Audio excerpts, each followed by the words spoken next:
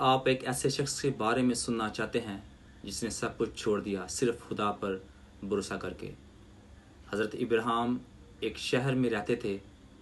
Bible کے مطابق خدا نے ان سے کہا، اپنا گھر، اپنا خاندان اور اپنی زمین چھوڑ اور اس شہر زمین پر جا جسے میں تجھے دوں گا۔ سوچئے، کوئی جگہ نہ معلوم، کوئی رستہ نہ طے، لیکن انہوں نے ایک لمحہ بھی ضائع نہیں کیا۔ وہ نکل پڑے کیونکہ انہیں یقین تھا خدا کا وعدہ کبھی بھی خالی نہیں لوٹتا۔ یہ ہمیں سکھاتا ہے کہ ایمان کا مطلب ہے پہلے قدم اٹھانا، چاہے ہمیں آخری منزل نہ نظر آئے۔ لیکن آگے جو ہوا وہ ایمان کے سبب سے بڑے امتحان کی شروعات تھی۔ پارٹ 2 میں ہم دیکھیں گے کہ کیسے خدا نے حضرت ابراہیم کو ایک ایسا وعدہ دیا جو انسان کی نظر میں ناممکن تھا، مگر خدا نے پورا کیا۔ خدا آپ سب کو برکت دے، آمین۔